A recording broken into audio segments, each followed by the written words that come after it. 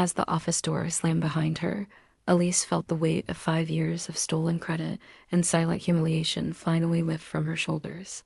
Her resignation letter was still warm on the CEO's desk when her phone erupted with messages from former colleagues. Her brother James had been escorted from the building in disgrace, just 24 hours after Elise had walked away. For years, Elise had watched her own brilliant innovations become her brother's stepping stones, each stolen. Idea inching James closer to the corner office, while Elise remained trapped in the shadows of their shared last name. What Elise couldn't have known was that the quiet IT manager, Diego, had been documenting every instance of James's plagiarism, building a case that would finally bring the truth to light, but only after Elise found the courage to walk away. What was it about Elise's final project that made the difference and exposed James's years of deception? Subscribe to our channel for more stories of workplace justice, and share your own experiences with sibling rivalry or workplace betrayal in the comments below. Elise and James Chen grew up in the same room until Elise turned 11. They're twin. Beds faced each other across a narrow strip of carpet, where they'd spread out electronic kits, dismantled radios, and later computer parts. Their father, an electrical engineer, would sit cross-legged between them, patiently explaining how circuits worked as their mother took photos for the family album. "Look at my little geniuses," she'd say proudly, though her eyes lingered longer on James. Even then, there were signs. At science fairs, Elise's meticulously researched projects often generated ideas that mysteriously appeared in James's presentations the following year, somehow more polished, more confidently displayed. Their parents never noticed the pattern, but Elise did. "It's just because we think alike," James would say, shrugging off her hurt. "Besides, you'll come up with something even better next time." And she always did. Elise's mind worked like a perpetual innovation machine, constantly spinning out new concepts, improvements, solutions. James was clever too, but in a different way. He understood people, knew how to sell an idea, how to take credit without seeming to steal. When they entered high school, Elise joined the robotics club while James gravitated toward debate team and student government. They still shared their love of technology, but their paths began to diverge. Elise became more technical, diving deep into coding and hardware design, while James focused on the business side of tech, always talking about startups and venture capital. Their parents' subtle favoritism became more pronounced. At dinner, their father would ask Elise about her latest project, nodding politely before turning to James with more animated interest. "And how's the app coming along, son? Any interest from investors yet?" The fact that the app had been Elise's idea in the first place, a concept she'd sketched out one night while helping James with his business plan homework, seemed to have been forgotten by everyone except her. College pulled them further apart geographically, Elise to MIT, James to Stanford, but their dynamics remained unchanged. During semester breaks, Elise would excitedly share her research, only to hear James casually mention her ideas in conversations with their parents' friends months later, presented as his own insights. "You need to confront him," her roommate urged. After finding Elise in tears one Christmas break, "He's my brother," Elise would reply. "And honestly, maybe I'm being too sensitive. He does give me credit sometimes." The truth was, Elise had grown accustomed to the pattern. There was even a perverse comfort in its predictability, and a part of her, the part that still remembered building circuit boards together on their bedroom floor, wanted to believe it was just how siblings shared. What she couldn't predict was how this dynamic would transform once they entered the professional world. When Elise graduated with honors and landed a coveted position at Horizon Innovations, one of the fastest growing tech firms in the country, she felt she was finally stepping into a space where her work would stand on its own merit. "I'm so proud of you," her mother said during her graduation dinner. "And just think, now you can put in a good word for James when he graduates next year." Elise's fork paused halfway to her mouth. "Mom, Horizon is incredibly competitive. They hire less than 2% of applicants. But that's why having connections is so important," her father chimed in. "Family should help family. James would do the same for you." Would he? Elise wondered. But she smiled and nodded anyway, because that's what she always did. 6 months into her new job, Elise had already distinguished herself with her innovative approaches to persistent problems in the company's flagship product. Her team leader, Marcus, had taken notice, giving her increasing responsibility and mentioning her name in department meetings. "You're going places," he told her after she debugged a particularly troublesome section of code that had been causing customer complaints for months. For the first time, Elise felt recognized for her work. Her ideas weren't just acknowledged, they were implemented, celebrated, attributed to her. She began to hope that perhaps her adult life would be different from her childhood, that she had finally escaped the shadow of her brother's plagiarism. Then came the call from James during her lunch break. "Guess what?" His voice bubbled with excitement. "I'm graduating early and starting job hunting now. How's Horizon treating you? Think they might be interested in someone with my qualifications?" Elise's sandwich turned to ash in her mouth as the familiar weight settled back onto her shoulders. "I don't know, James," she said carefully. "It's really competitive here. But you could put in a good word, right? Mom and Dad said you would." Of course they did. And of course she would, because that's what family did. That's what Elise did. "Send me your resume," she said finally. "I'll see what I can do." As she hung up, Elise couldn't shake the feeling that she had just invited a fox into her henhouse. But surely things would be different now that they were professionals. Surely James wouldn't risk his reputation by continuing their childhood pattern. She was wrong. She just didn't know it yet. Horizon Innovations occupied 3 gleaming floors of a downtown high-rise.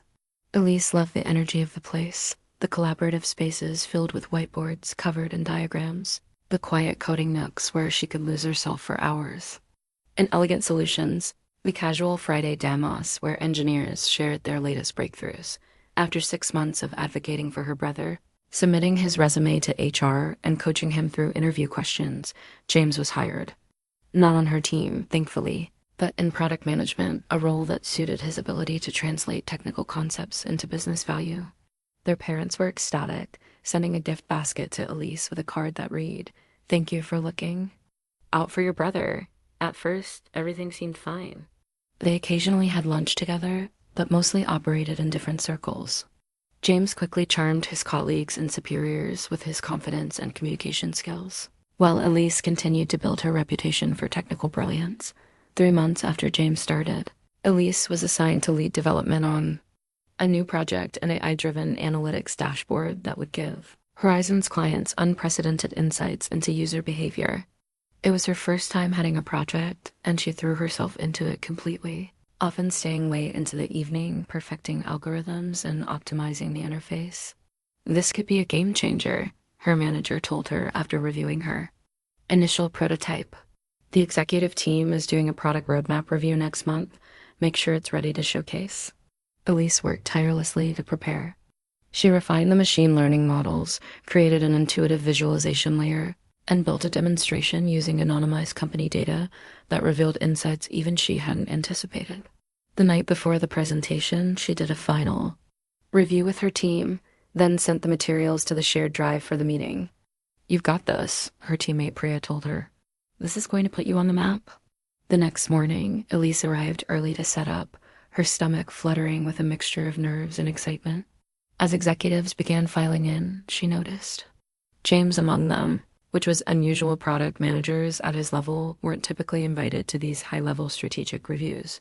When the VP of product called the meeting to order, he glanced at his agenda. "Next up, we have an exciting new analytics platform to review. James Chen will walk us through it." Elise froze as James stood confidently and moved to the front of the room. There must be some mistake, she thought. But then James clicked too. The first slide of her presentation. "Thank you for the opportunity to present this project," he began smoothly. "I've been working with the development team to create what we believe will revolutionize how our clients understand their user data." Elise couldn't breathe. She watched in horrified silence as James walked through her work, explaining concepts she had developed as if they were his own. He fielded questions expertly. He'd always been a quick study, occasionally glancing at Elise with the slightest plea in his eyes when a technical question went too deep. "And of course, I have to acknowledge the tremendous work of our development team," he said near the end, gesturing vaguely toward Elise and her colleagues. "Particularly my sister Elise, who helped implement many of these features." Helped implement? As if the entire concept, architecture, and execution hadn't been hers from start to finish. The executives nodded approvingly. complimenting James on his vision and leadership. Elise sat paralyzed, a roaring in her ears drowning out the rest of the meeting. When it finally ended, she gathered her things mechanically and headed for the door. Elise, wait, James called, catching up to her in the hallway. I'm sorry about that. They told me last minute that I needed to present sense. I'm the product owner. You're not the product owner, she said quietly. You weren't even assigned to this project. James glanced around nervously. Look, it was a mix-up in communication. But hey, the executives loved it. This is good for both of us. Both of us? Elise stared at him. You took full credit for my work. I mentioned you, he protested, as an implementer, not as the creator, designer, and leader of the entire project. James lowered his voice. Come on, Elise, we're a family. Your success is my success, right? And now that the executives know about the project, you'll definitely get recognition for your technical contributions. The familiar justification hit Elise like a physical blow. It was just like the science fair projects, the app idea, and countless other appropriations throughout their lives. I have to get back to work, she said, turning away before he could see the tears threatening to spill. Later that afternoon, an email went out congratulating James on his innovative analytics platform and announcing that he would be heading a new initiative to integrate it into Horizon's core products. Elise was listed as the technical lead, reporting to James. When Priya stopped by her desk to ask what had happened, Elise couldn't bring herself to explain. It's just a change in the project structure, she said, focusing intently on her monitor. It's fine, but it wasn't fine.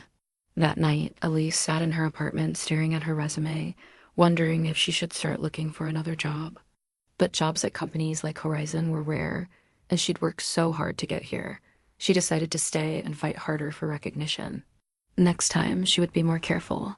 Next time, she would protect her work. What she didn't realize was that the pattern had now been established. In the corporate world, perception quickly became reality.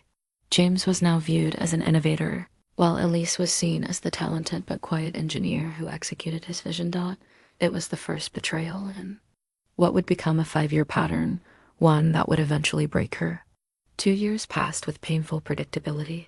Elise would conceive an innovative solution, develop it to near completion, and then watch as James somehow positioned himself to present it to leadership.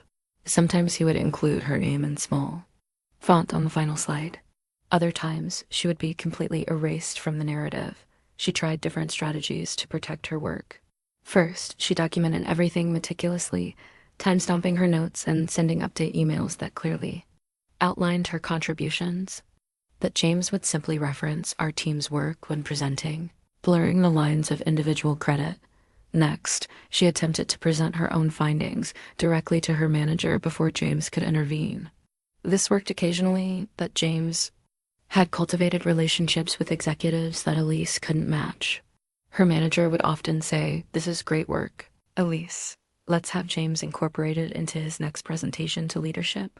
After one particularly flagrant theft, a machine learning algorithm she had spent months perfecting, which James presented as his brainchild at the annual company meeting, Elise finally confronted him directly. She waited until they were alone. In the break room late one evening, "James, we need to talk about what happened today." He looked up from his phone with an easy smile. "The presentation? It went really well. Did you see how excited the CEO was about your algorithm?" "My algorithm that you presented as your idea," Elise said, keeping her voice steady. "You didn't even mention my name." James's expression shifted to one of hurt confusion. "What are you talking about?" "I definitely mentioned the development team." "I'm not the development team, James. I'm your sister who spent 6 months creating that algorithm. From scratch." He sighed, putting down his phone. "Elise, this is business. Individual credit doesn't matter. It's about advancing the company's goals. We're on the same team here, are we? Because it seems like you're advancing your career on the back of my work." "That's not fair," he said, his voice hardening. "You know how these things work? I'm in product management. My job is to take technical innovations and position them for business success. Your job is to create those innovations. My job description doesn't include giving you credit for my ideas." James ran a hand through his hair, looking exasperated. "You're being too sensitive. This is how corporate structures work. I advocate For your projects, get them visibility and make sure they're funded. Without me, your ideas would just sit in development without ever seeing the light of day. The familiar twisting of reality made Elise's head spin. Was she being too sensitive? Was this really just how things worked in corporate environments? We're family, James continued, softening his tone. We should be supporting each other, not competing. I've always looked out for you, haven't I? Elise couldn't remember a single instance where James had prioritized her success over his own. But the appeal to family loyalty hit its mark, as it always did. The childhood programming ran deep. Double quotes, just dot. Try to acknowledge my contributions more clearly next time, she said finally, already knowing nothing would change. James smiled, clearly relieved. Of course, absolutely. We're a team, right? The pattern continued. With each project, each innovation, each theft, Elise retreated further into herself. Colleagues who had once recognized her brilliance now saw her primarily as James's technical support. In meetings, her suggestions were often ignored until James repeated them as his own. The isolation wore on her. She stopped joining her colleagues for happy hours, tired of hearing them praise James's latest breakthrough. She declined invitations to industry events where she'd have to watch him network as a rising star built on her stolen ideas. Her parents remained his unwitting accomplices. We're so proud of how well you two are doing, her mother would say during their monthly video calls. James was just telling us about that new predictive modeling system he's pioneering. Isn't it wonderful to be working together? Elise would nod and smile, stomach churning, as James launched into elaborate explanations of concepts she had explained to him just days earlier. Sometimes she caught a flicker of something in his eyes as he glanced at her during these calls, perhaps guilt, perhaps fear that this time she would expose him. But she never did. At night, she found herself staring at her ceiling, imagining confrontations that never materialized. In these fantasies, she stood up in the middle of a company meeting and calmly, methodically, presented evidence of James's years of theft. In others, she simply walked into the CEO's office and laid out the truth. But morning always brought the same reality. She needed this job, and the tech industry was smaller than it appeared. Making accusations against a well-liked rising star, especially one who was her own brother, would likely backfire on her. So instead, she withdrew. Her once boundless creativity began to wane. She started holding back her best ideas, keeping them locked in private notebooks rather than sharing them with her team. Her performance reviews, once stellar, became merely adequate. I'm concerned about you, her manager said during their quarterly review. You don't seem as engaged as you used to be. Is everything all right? Everything's fine, Elise replied automatically. Just focusing on different aspects of my work. She was drowning in plain sight, and no one seemed to notice. No one except the quiet IT manager, whose office was just down the hall from the server room where Elise sometimes went to be alone. Diego Reyes had worked at Horizon Innovations for 8 years, starting as a help desk technician and working his way up to IT operations manager. From his glass-walled office near the server room, he had a unique vantage point on the company's dynamics. IT departments existed in a strange liminal space essential to operations, but often invisible until something broke.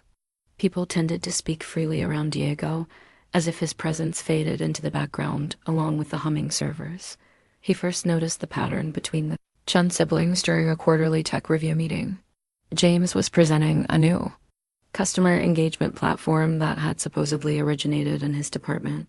Diego, who had helped set up the development environment for the project weeks earlier, distinctly remembered Elise explaining the concept to him while he configured her workstation.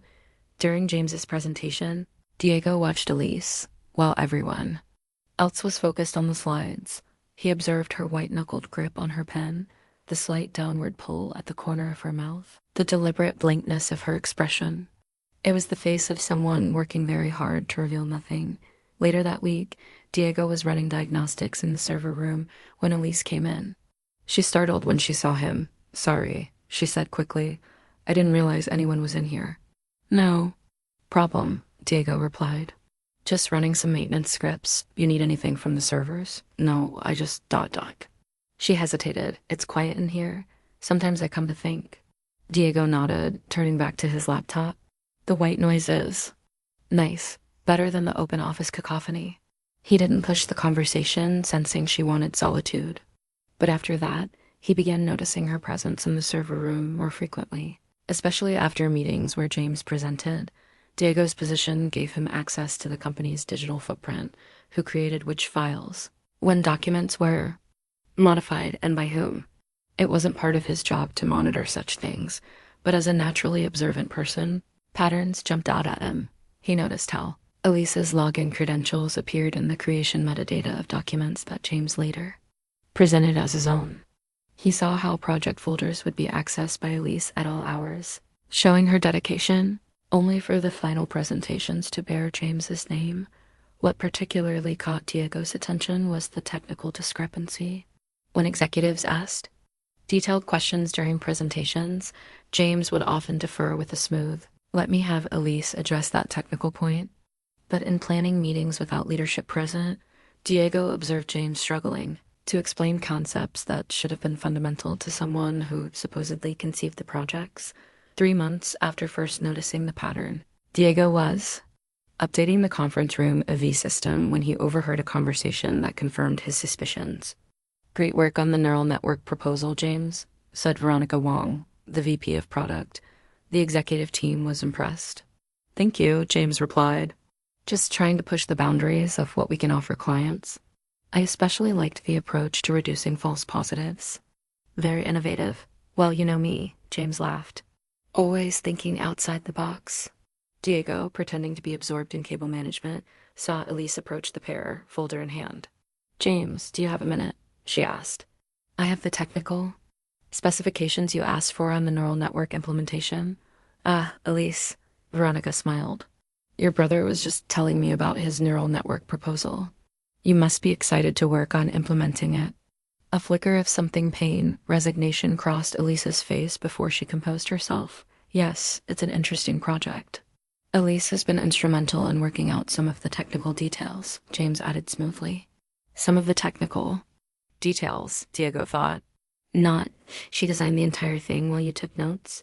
After that incident, Diego began keeping a more systematic record. It wasn't his place to intervene. He had no authority over either sibling, and office politics was a dangerous game, but something about the injustice bothered him deeply. He created a secure folder on a private server, documenting instances of plagiarism with timestamps, file access logs, and meeting notes. He wasn't sure what, if anything, he would do with this information. But having spent his career being overlooked while others took credit for fixing problems he'd solved, he felt a kinship with Elise that he couldn't ignore. The opportunity to connect came unexpectedly, 6 months after he'd started his documentation project. Diego was working late, troubleshooting a network issue when he heard a sound from the server room. He found Elise sitting on the floor in the corner, her back against the wall, silently crying. He almost backed out quietly to give her privacy, but something made him stay. "Hey," he said gently. "Are you okay?" Elise looked up, quickly wiping her eyes. "I'm fine." "Sorry, I didn't think anyone was here. No need to apologize." Diego hesitated, then sat down on a nearby chair, giving her space. "Sometimes the server room is the only place to get a moment of peace." She nodded, still not meeting his eyes. "I saw the announcement about the Innovation Award," Diego continued carefully. "Congratulations to your brother." Elise's head snapped up, her expression a mix of surprise and weariness. "Thank you. The team worked hard on that project." "The team?" Diego repeated. "Including you?" "Yes," she said cautiously. "Including me." Diego made a decision then, one he'd been considering for months. "Elise, I hope you don't mind me saying this, but I've noticed something over the past year." Her body tensed visibly. "I've noticed that many of the projects James receives credit for seem to originate with you." The silence that followed was broken only by the hum of the servers. Elise stared at him, her expression unreadable. "Why would you think that?" she finally asked, her voice barely above a whisper. Diego shrugged. "I'm in IT. I see the digital footprints, who creates files, who modifies them, access timestamps. And I've been in enough meetings to notice the pattern." Fresh tears welled in Elise's eyes, but these seemed different tears of relief rather than despair. "I don't know what to say," she managed. "You don't have to say anything," Diego replied. "I just wanted you to know that someone sees what's happening. And if you ever want to talk about it, I'm here. For the first time in months, a genuine smile touched Elise's lips. Thank you, Diego. Neither of them knew it then, but this moment, in the server room, would be the beginning of a change that would eventually upend both their lives and the power dynamics at Horizon Innovations. The email landed in everyone's inbox at 9 a.m. sharp. Organizational announcement, leadership changes. Elise's stomach clenched as she opened it, already suspecting what she would find. We are pleased to announce that James Chun has been promoted to Director of Product Innovation, effective immediately. James has demonstrated exceptional vision and leadership in spearheading several groundbreaking initiatives that have significantly expanded our market position. The message continued, listing projects that Elise had created, designed, and implemented, all attributed to James's visionary leadership. Her name appeared once, buried in a paragraph, thanking various team members for their support, notifications for the celebration. Happy hour that evening flooded the company chat. Elise quietly declined, citing a non-existent deadline.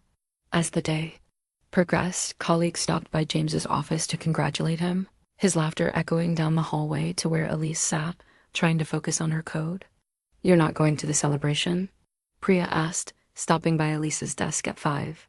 Too much work, Elise replied without looking up from her screen. Come on, it's your brother's promotion. People will think it's weird if you're not there. Elise sighed, knowing Priya was right. Appearances mattered, especially now that James would effectively be even higher in her management chain. I'll stop by for one drink. The company had reserved a private room at an upscale bar nearby. By the time Elise arrived, the celebration was in full swing. James stood in the center of an admiring circle, champagne glass in hand, regaling them with stories of his creative process. The breakthrough came when I realized we could apply the algorithm recursively, he was saying, describing an insight Elise had shared with him over lunch 3 months earlier. Sometimes the best innovations happen when you're not actively pursuing them. Elise slipped along the periphery of the room, nodding politely to colleagues who acknowledged her. She grabbed a glass of wine from a passing server and positioned herself near the exit, planning her escape. Elise. James's voice boomed across the room. There's my brilliant sister. He broke away from his audience and crossed to her, throwing an arm around her shoulders. I couldn't have done any of this without my sister's technical expertise, he announced to anyone listening, which wasn't many people. His voice dropped as he turned to her. I'm so glad you came. I was worried you might be upset. Why would I be upset? Elise asked flatly. I don't know. Because we've always been competitive. His expression was genuinely confused, as if he truly didn't understand the source of her resentment. That was the most infuriating part, his ability to rewrite reality in his own mind. Congratulations on your promotion, she said, extracting herself from his embrace. You've earned it. The lie tasted bitter on her tongue. Thanks, sis. His smile faltered slightly. Hey, this is good for both of us, you know. I'll have more influence now, more ability to greenlight your projects. As if she needed his permission to do her job. As if her ideas weren't what had elevated him to this position in the first place. I should mingle, Elise said, moving away before she said something she couldn't take back. She made a circuit of the room, exchanging pleasantries where necessary, counting the minutes until she could leave without seeming rude. As she approached the bar for a refill, she overheard 2 executives talking. James is exactly what we need in that role, said Maureen from marketing. Someone who understands both the technical side and the business implications. Absolutely, agreed Michael, VP of Strategy. He has an uncanny ability to anticipate where technology is heading. That predictive analytics platform he developed completely changed our competitive positioning.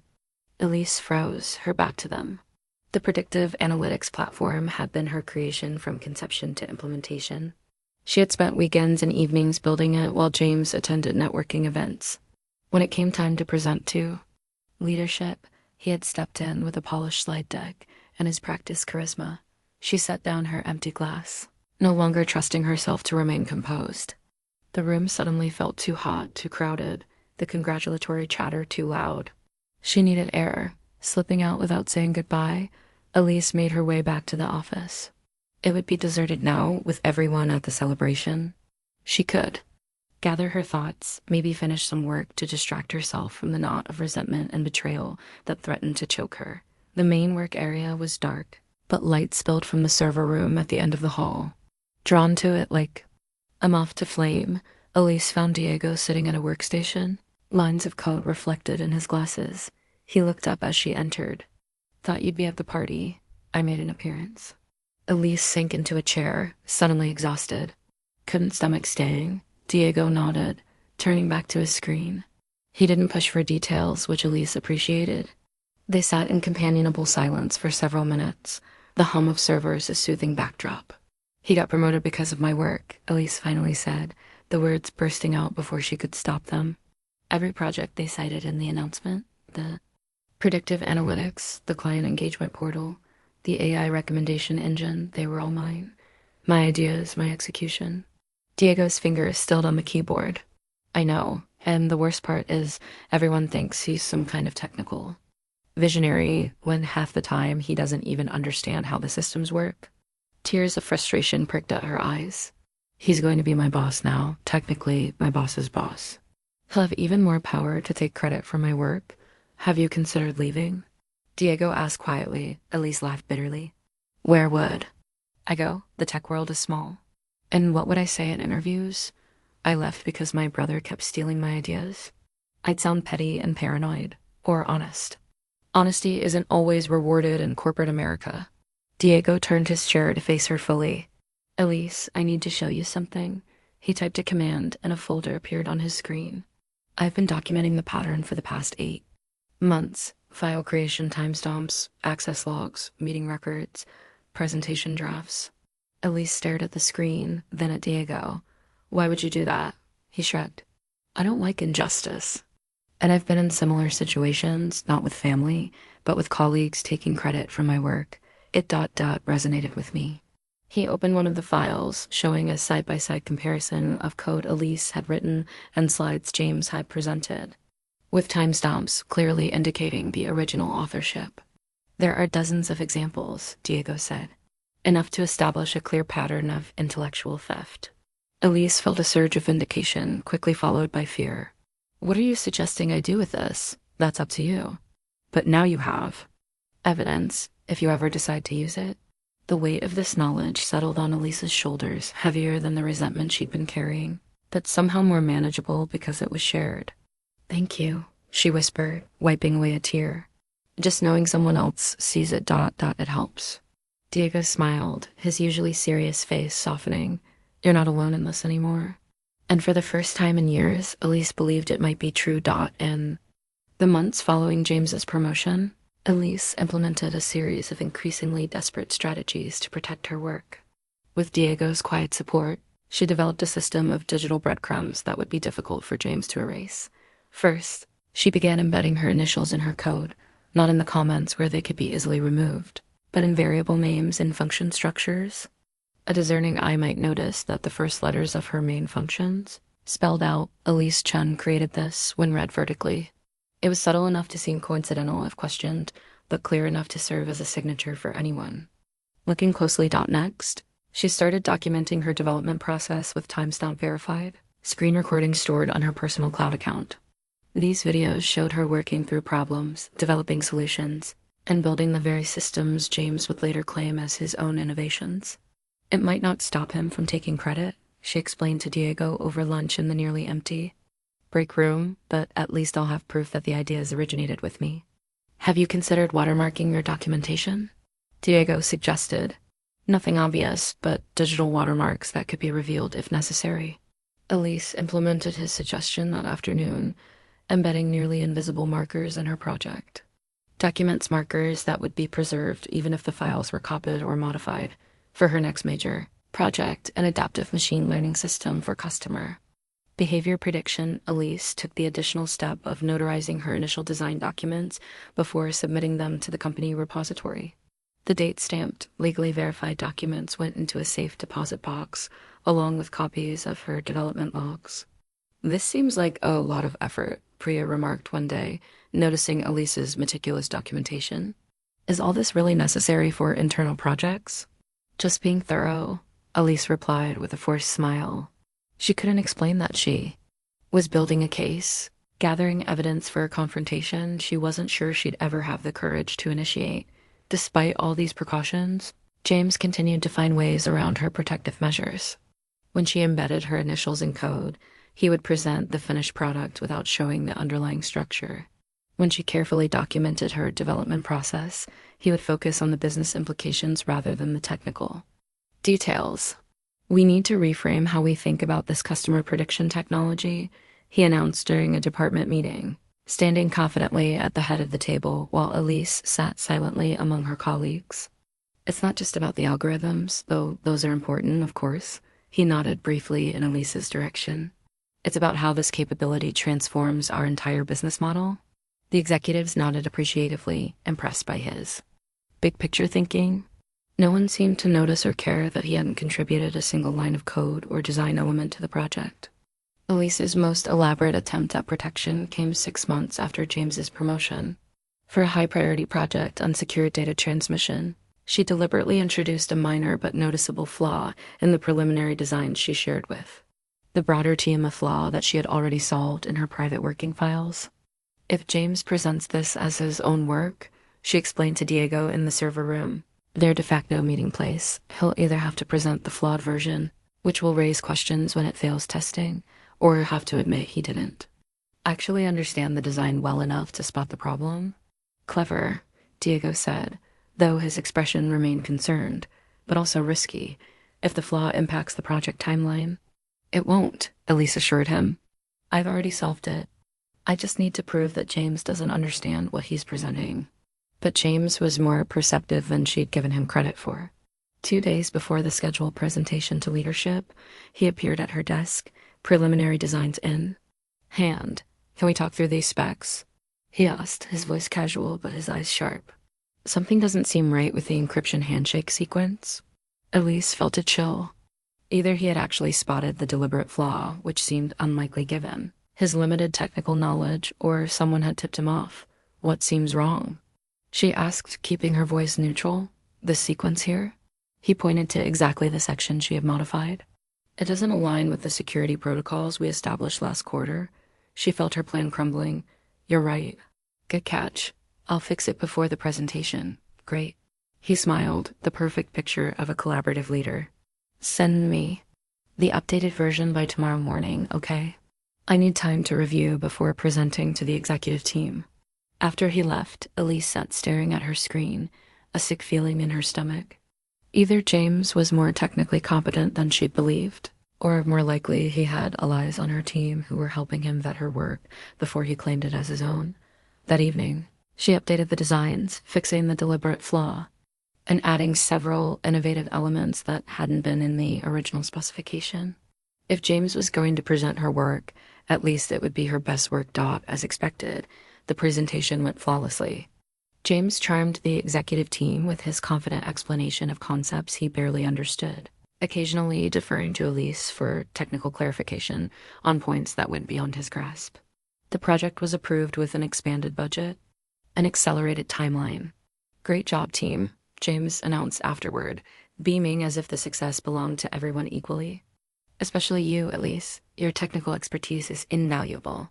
The compliment, delivered in front of their colleagues, felt like salt in an open wound. He was acknowledging her contribution just enough to seem generous while still maintaining the fiction that the conceptual innovation had been his. That night, Elise sat alone in her apartment, surrounded by evidence of her creative output, evidence that, despite her best efforts, had failed to protect her from her brother's systematic theft. The watermarks, the timestamps, the notarized documents, the screen recordings, none of it had stopped James from advancing his career on the foundation of her ideas. Depression settled over her like a heavy blanket. What was the point of creating if her creations would never be recognized as her own? What was the point of innovation if someone else would always take the credit? For the first time since joining Horizon, Elise found herself unable to generate new ideas. The well of creativity that had always sustained her seemed to have run dry, poisoned by resentment and futility. "Maybe I should just give up," she whispered to the empty room. "Maybe this is just how it's always going to be." Little did she know that across town, Diego Reyes was compiling the final elements of a dossier that would change everything. "I need to show you something," Diego said, his voice low as he passed Elise in the hallway. "Server room, Lunch break? The urgency in his tone caught her attention. Normally calm to the point of appearing detached, Diego rarely displayed such intensity. Elise nodded slightly, wondering what could have prompted this departure from his usual reserved demeanor. She entered the server room at 12:30. Diego was already there, a locked laptop on the table in front of him. He glanced up as she closed the door behind her. "Is everything okay?" she asked. "That depends on your definition of okay." He unlocked the laptop and turned it toward her. "I've been compiling this for almost a year now." On the screen was a meticulously organized folder labeled Chen Plagiarism Documentation. Inside were dozens of subfolders, each containing multiple files with dates, timestamps, and clear descriptions. "What am I looking at exactly?" Elise asked, though she already had an inkling. "Evidence," Diego replied simply. "Comprehensive, irrefutable evidence of James systematically stealing your work and presenting it as his own." He clicked on one of the subfolders labeled Predictive Analytics Platform, and a timeline appeared, showing the evolution of the project from Elise's initial concept sketches to James's final presentation to leadership. Each entry was supported by server logs, access timestamps, and, in some cases, surveillance footage showing who was working at which workstation during critical development periods. "How did you get all this?" Elise whispered, scrolling through the timeline with growing amazement. "I'm the IT manager. Monitoring system usage and security is my job." Diego shrugged. "I just paid special attention to certain patterns." "This is incredibly thorough. There's more." Diego opened another folder containing email exchanges, meeting recordings, and documentation from every project James had claimed credit for. "In the past 3 years, I verified and cross-referenced everything. No one could dismiss this as coincidence or misunderstanding." Elise stared at the screen, a conflicting mix of emotions washing over her: vindication, relief that someone else had seen the truth, fear of what using this information might mean. "Why?" she finally asked. "Why did you do all this for me?" Diego was quiet for a moment, his gaze fixed on the screen. 8 years ago, I developed a network security protocol that could have revolutionized how Horizon protected its data. My manager at the time, Victor Mercer, took my work and presented it as his own. He got promoted to chief security officer based on my innovation. What did you do? Nothing. Bitterness crept into Diego's voice. I was just a junior technician then. Who would have believed me over him? So I watched him build his career on my work while I stayed in the background. I'm sorry, Elise said softly. That's horrible. Victor left 2 years ago for a VP position at Oracle. Diego finally looked at her, his expression resolute. I promised myself I wouldn't stand by and watch it happen to someone else if I could help it. The parallel to her own situation wasn't lost on Elise, but this is different. James is my brother. It's complicated. Family can hurt us more deeply than anyone, Diego acknowledged, but that doesn't make it right. Elise took a deep breath. What are you suggesting I do with all this? That's up to you. I'm not advocating any particular course of action. I just wanted you to know that if you ever decide to stand up for yourself, you won't be doing it alone. And you'll have concrete evidence to support your claims. The weight of this knowledge settled on Elisa's shoulders heavier than the burden of silence she'd been carrying, but somehow more empowering.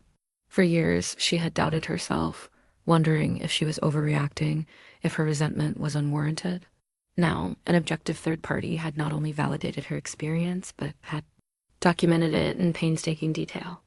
I don't know if I can confront him, she admitted. Or the company. There would be consequences. Of course there would, Diego agreed. But there are already consequences for you, to your career, your mental health, your creative spirit. I've watched you withdraw more and more over the past year. The brilliant engineer I first met is fading away, and that's a loss not just for you, but for everyone who could benefit from your innovations.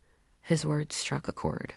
Elise had been so focused on documenting the theft of her ideas that she hadn't fully acknowledged what else she was losing: her passion, her drive, her sense of self-worth. What would you do?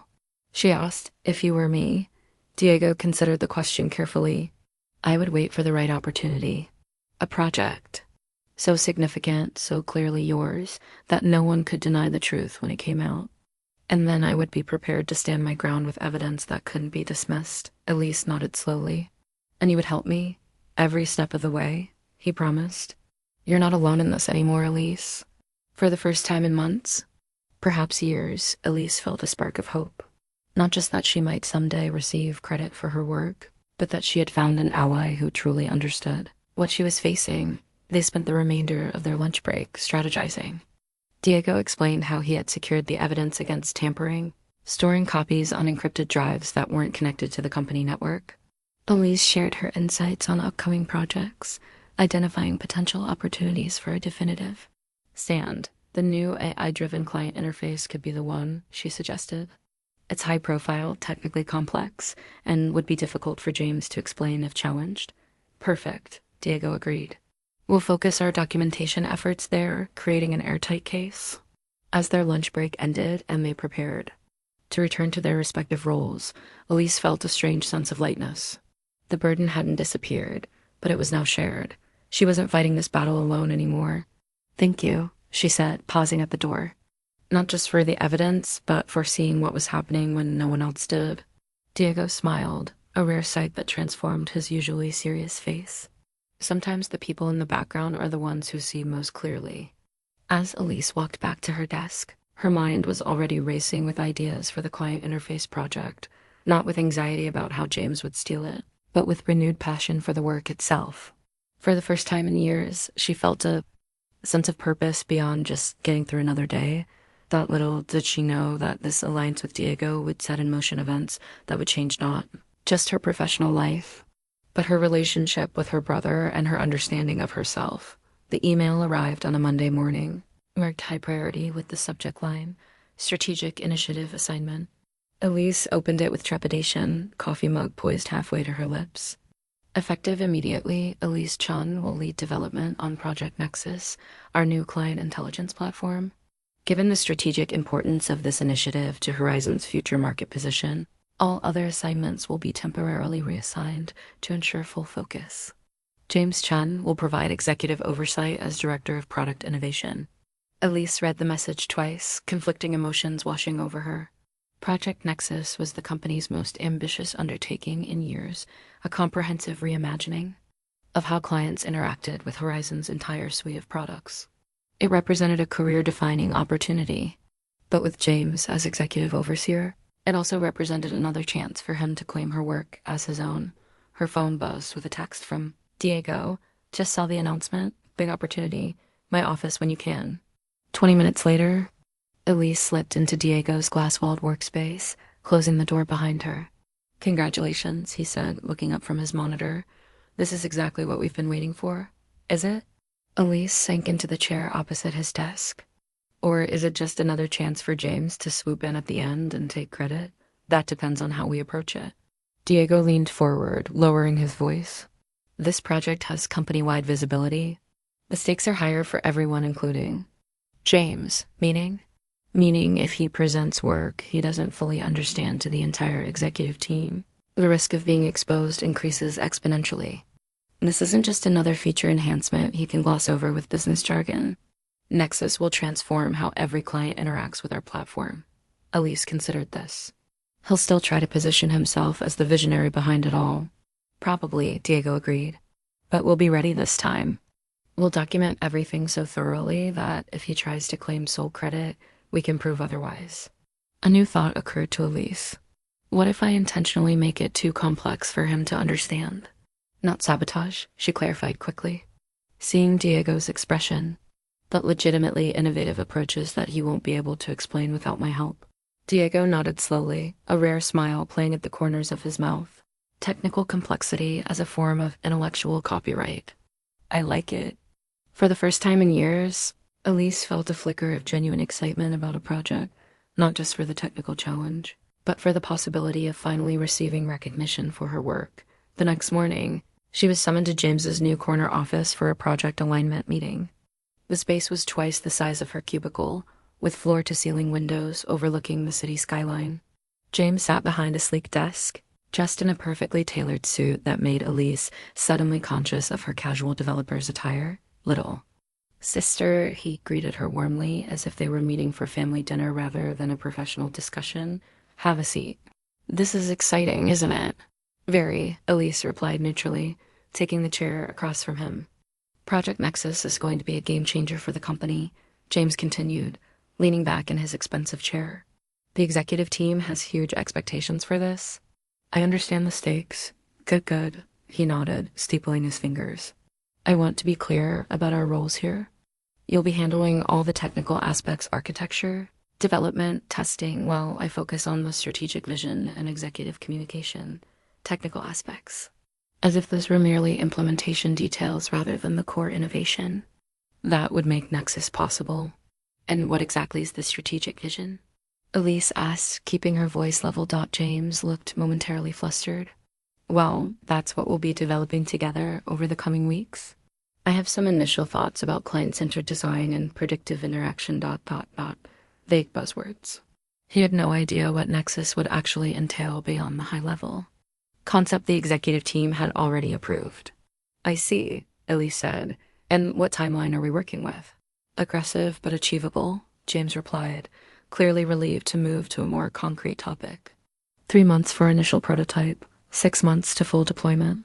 I've scheduled weekly progress reviews with the executive team where we'll present our advances together, as if they were equal partners in this endeavor rather than creator and what?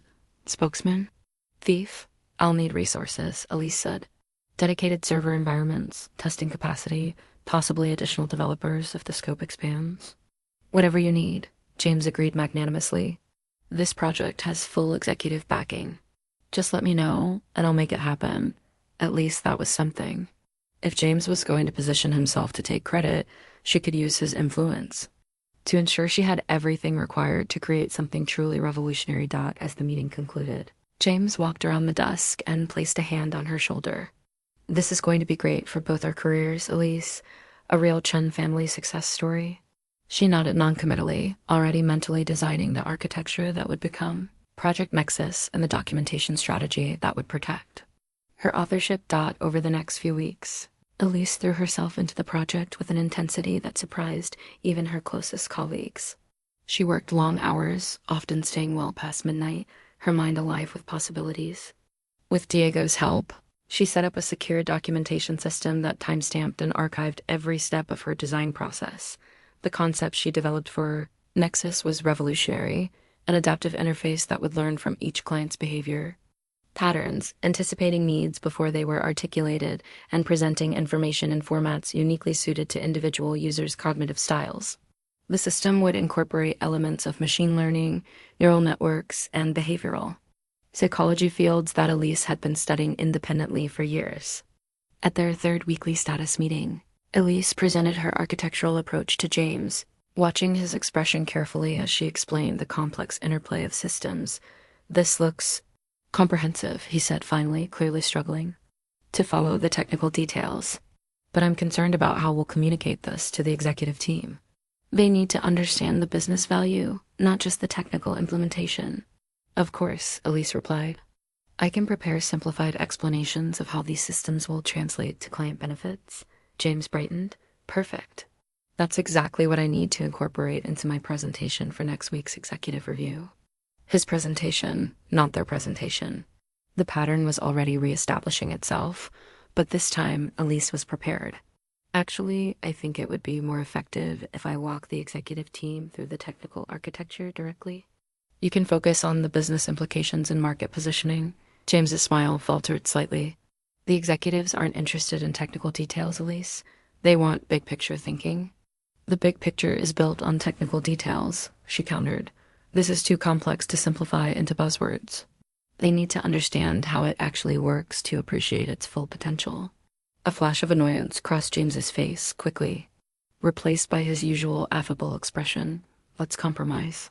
You can prepare the technical slides, and I'll decide which ones to include based on the time available. How does that sound? It sounded like he was planning to minimize her presence in the presentation, as usual. But Elise nodded agreement, already formulating an alternative strategy with Diego's help. Later that day, in the server room, she outlined her plan. He's going to try to sideline me in the presentation, showing just enough technical detail to seem credible without giving me a real voice. So what's the counter move? Diego asked. Elise smiled. I'm going to make the technical architecture so integral to the business value proposition that he can't explain one without the other. And I'm going to pre-brief the CTO separately, so there's at least one executive in the room who knows exactly what I've contributed. Diego nodded approvingly. Chess, not checkers. Exactly, Elise replied. And this time I'm playing to win. Project Nexus evolved from concept to reality under Elise's hands. Each day, she arrived before sunrise and left long after most of her colleagues had gone home, fueled by a combination of creative energy and strategic determination. This wasn't just another project, it was her masterpiece, her statement, possibly. Her last major contribution to Horizon Innovations, the system she designed was elegant in its complexity. At its core was an adaptive neural network that could analyze client behavior patterns across multiple interaction points, identifying preferences and anticipating needs with uncanny accuracy. The interface layer transformed this analysis into personalized experiences, dynamically reorganizing itself to prioritize the features each client used most frequently.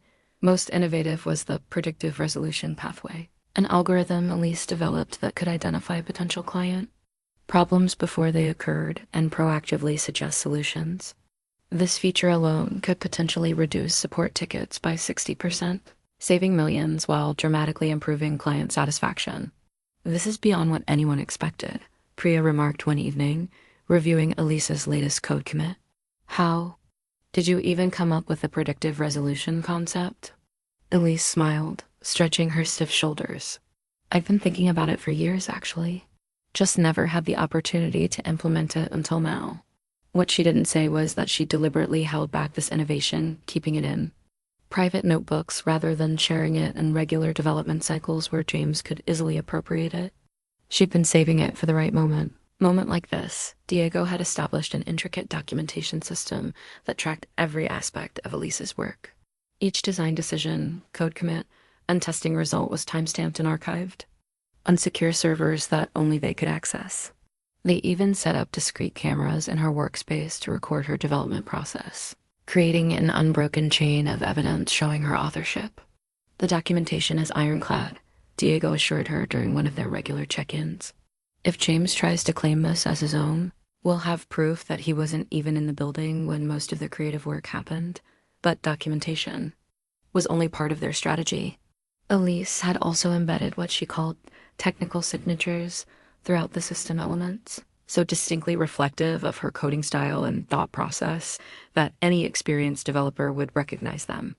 As hers taught additionally, she built knowledge verification points into the presentation materials, technical questions that would naturally arise from the architecture she'd created, questions that James wouldn't be able to answer without her explanation. It's not about trapping him, she explained to Diego. It's about creating a situation where the truth becomes self-evident. Diego nodded approvingly. The best defense isn't an accusation, it's irrefutable evidence that speaks for itself.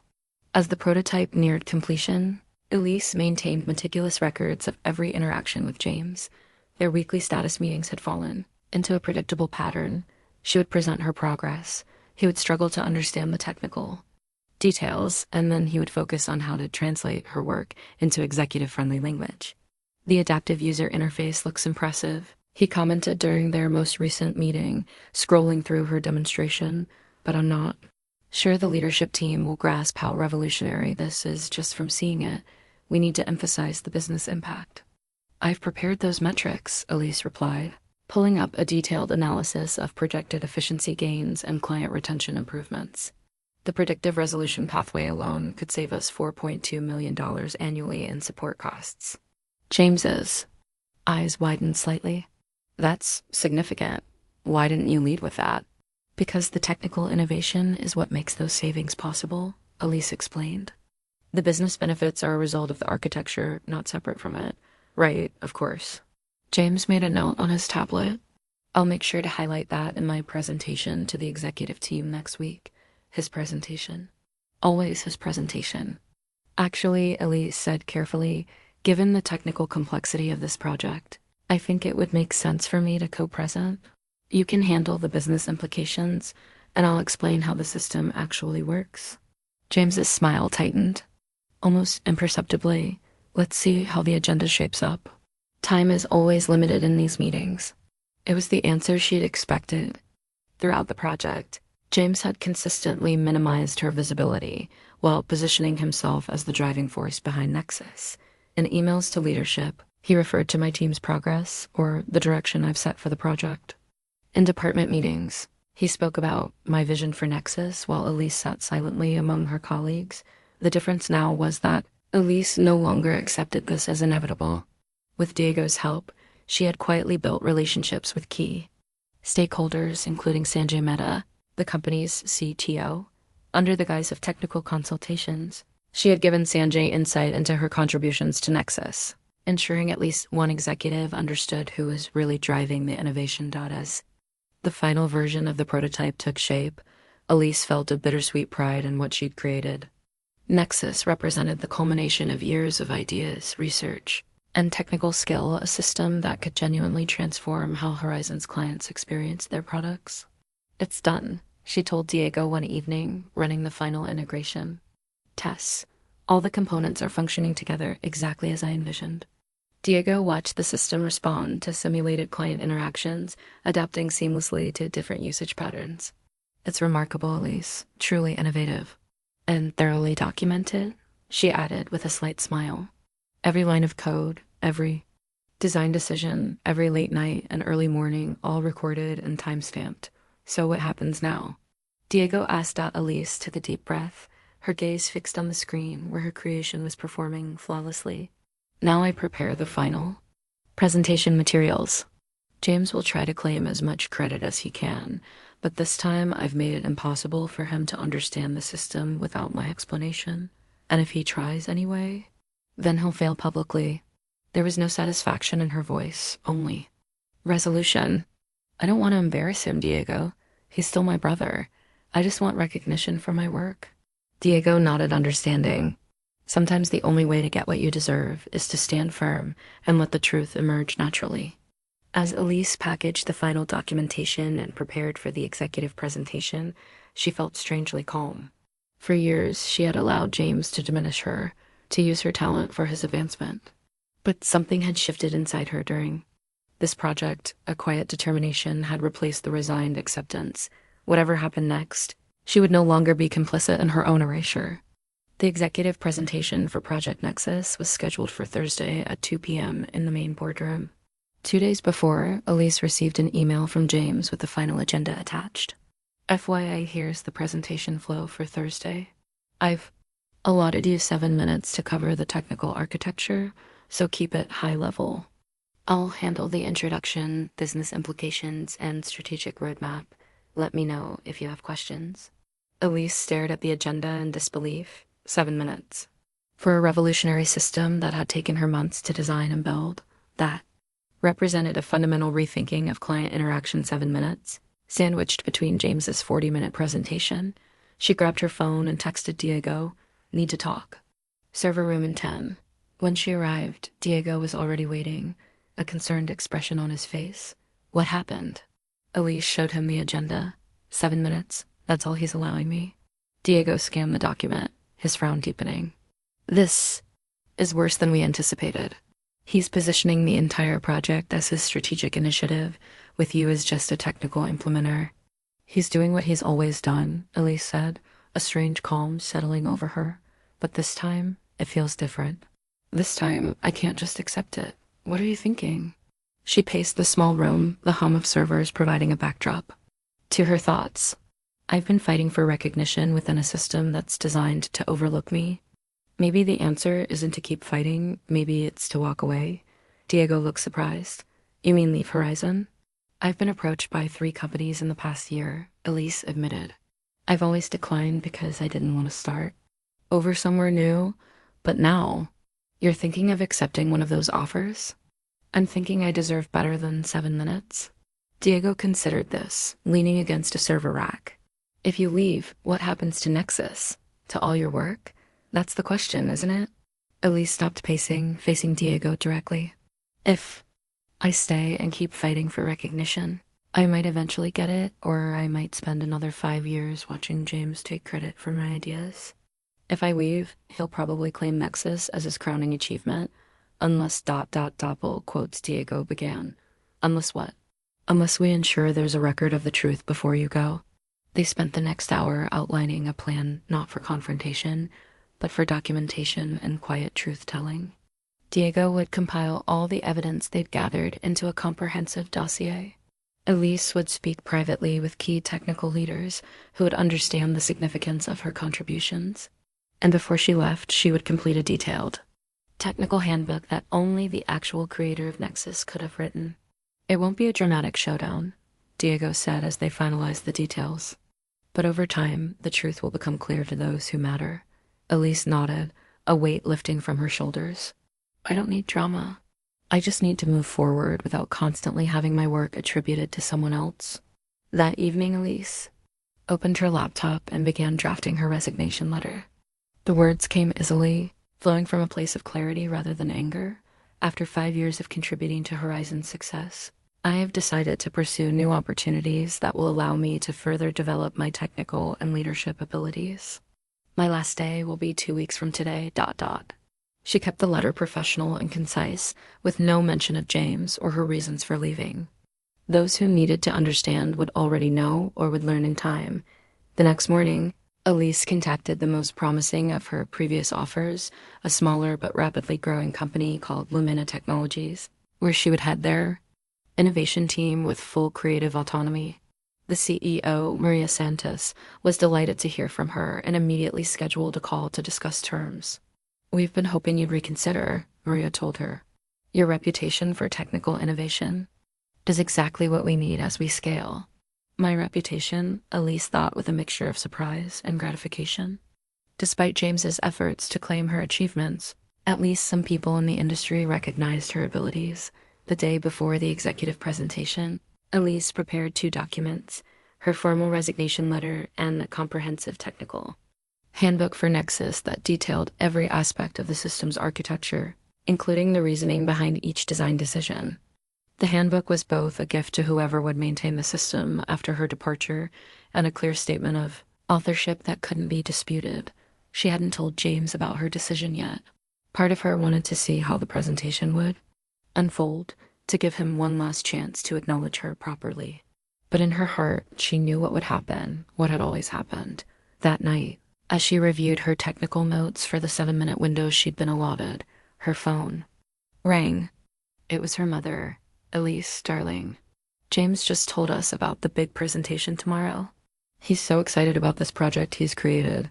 What did he call it? Nexus? Elise closed her eyes, gripping the phone tightly. Of course he had already begun claiming credit with their parents. Yes, Project Nexus, she replied, keeping her voice neutral.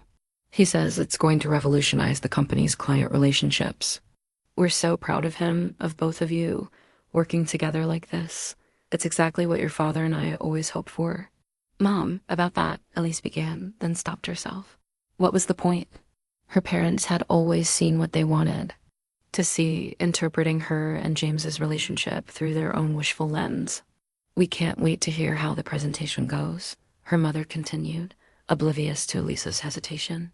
James says the executives are already buzzing about his innovation. His innovation, Elise repeated softly.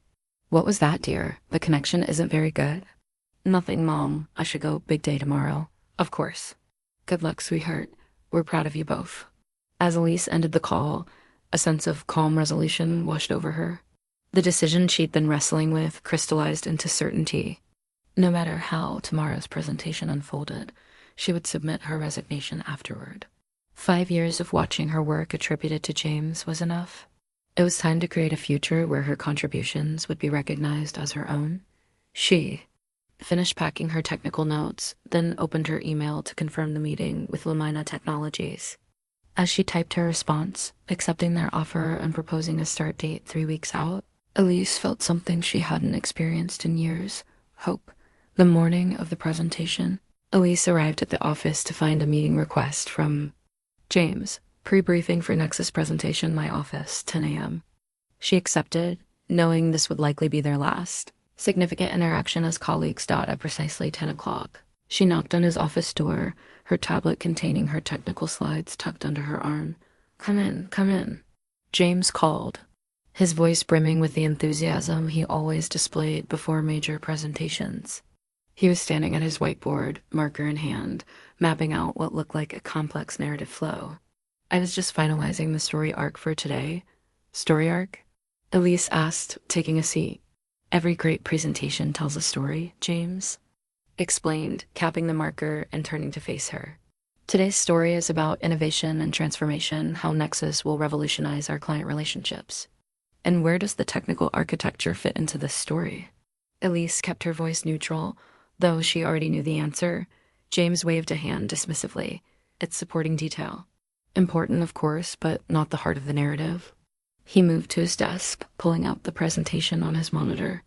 I've been thinking about your section. 7 minutes might be too long for the technical deep dive. We should probably trim it to 5, keep the executives engaged. 5 minutes. For months of work, for a system entirely of her creation, 5 minutes, while James would spend the remaining 45 claiming credit for her innovation. The technical architecture isn't a supporting detail, James, Elise said quietly. It's the foundation that makes everything else possible.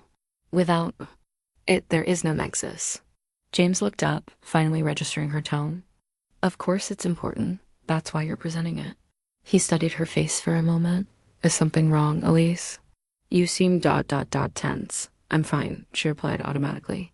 Then changing course. Actually, no, I'm not fine. We need to talk about how this project is being presented. James sighed, leaning back in his chair. If this is about getting more time for your section, the agenda is already set. The executives don't want to get bogged down in technical details. This isn't about the agenda. It's about acknowledging who actually created Nexus. Elise met his gaze steadily. You've positioned this as your innovation, your vision, your project, when the reality is that I conceptualized, designed, and built the entire system. A flash of discomfort crossed James's face, quickly replaced by his usual confident expression. We're a team, Elise. I set the strategic direction. You handled the implementation. That's how these things work. That's not how it worked, and you know it. Elise kept her voice level. You didn't set any direction. You attended status meetings where I explained my progress, most of which you didn't fully understand. That's not fair, James protested, but his eyes slid away from hers. I provided the business context, secured the resources you needed. Resources I asked for, Elise interrupted. James, I'm not trying to diminish your role in getting the project approved and funded. But the core innovation, the adaptive interface, the predictive resolution pathway, the neural network architecture, all of that came from me, not from some strategic direction you provided. James stood up abruptly, moving to the window. When he spoke again, his voice had hardened. What exactly are you asking for, Elise? Co-presenter status. Your name on the first slide. What will make you happy? The question caught her off guard. What would make her happy? After 5 years of watching her work attributed to her brother, was there any presentation format that could repair the damage? I want the truth to be acknowledged, she said finally. I want my contributions recognized for what they are not. Just technical implementation, but the core innovation that makes Nexus valuable. James turned back to face her, his expression a mixture of irritation and calculation. Fine, I'll add a slide specifically highlighting your contributions. And I'll be more explicit in crediting you during my remarks. Will that work? A last-minute slide, a few passing acknowledgments. It was more than he'd offered before, but still far from the truth. And Elise suddenly realized it didn't matter. Her decision was already made. Do what you think is right, James, she said, rising from her chair. I'll be ready with my technical overview at 2:30. As she turned to leave, James called after her. Wait, don't you want to review the rest of the presentation? Make sure we're aligned on the messaging. I trust you to present it as you see fit, Elise replied, her hand on the doorknob. The irony of her words wasn't lost on her. I'll need your technical notes, James said quickly, to make sure I'm accurately representing the architecture in my introduction. Of course, even now. He was looking for ways to appropriate her work. Elise hesitated, then handed over her tablet. The slides are there. The password is innovation. A small smile played at the corner of her mouth as she said it. The password was actually James Stilsmith's work, a private joke with herself that now seemed more sad than amusing. Thanks, James said, already scrolling through her presentation. This looks good. Very comprehensive, it should be.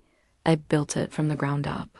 James glanced up, a flicker of discomfort crossing his face, before he masked it with his usual confidence. We'll knock their socks off this afternoon, sis. This is going to be huge for both our careers. Elise simply nodded and left, closing the door softly behind her. In her pocket was the USB drive containing her resignation letter and the complete technical documentation for Nexus, her final gift to the company, and her final statement of authorship. As she walked back to her desk, she felt strangely light. In a few hours, James would present her work as his own one last time. But unlike all the previous times, it no longer had the power to hurt her. She had made her decision. She was moving on to a place where her innovations would be recognized. As her own dot at her desk, she found a message from Diego. Everything ready for this afternoon? She typed a simple reply. Yes, after today, everything changes. What she didn't know, what neither of them knew, was just how dramatic that change would be. The executive boardroom at Horizon Innovations was designed to impress. Floor to ceiling, windows offered panoramic views of the city skyline. A massive mahogany table dominated the center of the room, and state-of-the-art presentation screens covered the front wall. As executives filtered in for the Nexus presentation, Elise sat quietly in a corner, reviewing her abbreviated technical notes. James worked the room with practiced ease, shaking hands and exchanging pleasantries with sweet leaders. He looked completely in his element, confident, charismatic, every inch the rising star of Horizon Innovations. Watching him, Elise felt a familiar mixture of resentment and grudging admiration. Her brother had always known how to make people believe in him. Quite the production, isn't it? The voice beside her belonged to Sanjay Mehta, the company's CTO and the one executive who understood Elise's true role in developing Nexus. James has always had a flair for presentation, Elise replied diplomatically. Sanjay's eyes twinkled. And you've always had a flair for innovation. I've reviewed the technical documentation you sent over. The predictive resolution pathway is particularly impressive. Thank you, Elise said, grateful for the rare acknowledgement. It should reduce support tickets by at least 60% once fully implemented. I have no doubt. Sanjay glanced toward James, who was laughing at something the CEO had said. Your brother is very fortunate to have you on his team. Before Elise could respond, the CEO called the meeting to order, and everyone took their seats. James moved to the front of the room, his posture radiating confidence as he prepared to begin. Ladies and gentlemen, thank you for your time today. I'm excited to present Project Nexus, a revolutionary approach to client interaction that will redefine our market position for years to come. Elise watched as James launched into his presentation, outlining the business case for Nexus with polished slides and compelling statistics. As always, his delivery was flawless, his narrative carefully constructed to position himself as the visionary behind the project. When I first conceived of Nexus, he continued, I imagined a system that would not only respond to client needs, but anticipate them. A truly adaptive interface that would learn from each interaction continuously, improving the user experience. When I first conceived of Nexus, Elise felt the familiar twist in her stomach, but it was duller now, muted by her decision to leave. Let him have this moment, she thought. It's the last time. James continued through his presentation, occasionally glancing at Elise's technical notes to drop in specific details that made him appear more knowledgeable than he was. The executives nodded appreciatively, clearly impressed by the comprehensive vision he was presenting.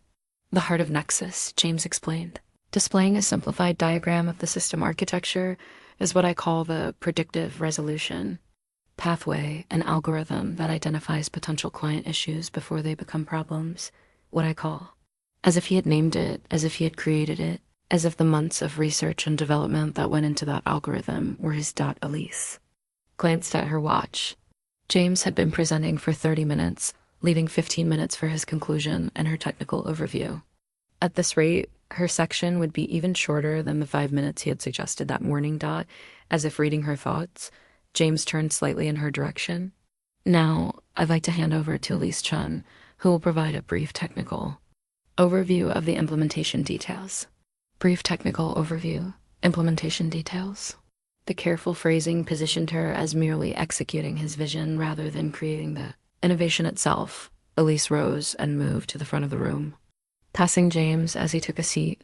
Thanks for the comprehensive introduction, she said, her voice steady, For the next 6 minutes, 1 minute less than originally allotted, Elise provided a concise explanation of the technical architecture underlying Nexus. She highlighted the adaptive neural network, the personalized interface layer, and the predictive resolution algorithm, carefully emphasizing the innovative aspects without directly claiming credit. Several of the executives leaned forward during her explanation, particularly Sanjay, who asked specific questions about the machine learning components. Elise answered each query with precision and depth, demonstrating a command of the material that contrasted sharply with James's more superficial overview. "That's tremendously impressive," the CEO commented as Elise concluded. "The technical foundation seems as strong as the business case. James, you and your team have created something truly revolutionary here." James beamed, rising to take back control of the presentation. "Thank you, sir. As I mentioned earlier, this has been a passion project for me from conception to execution." The familiar twist of resentment flared one last time, then faded. "It doesn't matter anymore," Elise reminded herself. "I've made my decision." As James wrapped up with a roadmap for Nexus implementation, Elise quietly gathered her notes. The presentation concluded with enthusiastic applause, executives rising to congratulate James on his vision and innovation. A few nodded acknowledgement to Elise as they filed out, but most gravitated toward her brother, the apparent architect of Horizon's next big thing. "Nicely done," Sanjay said, pausing beside her chair. "Both the system and your explanation of it." "Thank you," Elise replied. "I appreciate you taking the time to understand the technical details." Sanjay studied her for a moment. "You know, if you ever want to discuss your career trajectory at Horizon, my door is always open." The offer was kind, but too late. "I'll keep that in mind," Elise said with a small smile. As the room emptied, James approached, practically glowing with satisfaction. "That went even better than I expected. Did you see the CEO's reaction when I explained the business impact of the predictive resolution algorithm?" "When I explained? Not when we explained?" Not even an acknowledgement of her role. "I'm glad it was well received," Elise said neutrally. "We should celebrate," James continued, oblivious to her tone. "Dinner tonight? My treat." "I can't tonight," Elise replied. "I have a meeting with HR at 4 and some things to wrap up afterward." James raised an eyebrow. "What about?" "Just some administrative details," Elise said vaguely. "Nothing important." "All right, rain check then. This weekend, maybe?" He was already looking past her, watching the CEO and CFO in deep conversation across the room. "I should go see what they're discussing, probably the budget implications for Nexus." Without waiting for her response, James strode away, seamlessly inserting himself into the executive's conversation. Elise watched him for a moment, then quietly left the boardroom. At her desk, she opened her drawer and removed the USB drive containing her resignation letter and the Nexus technical documentation.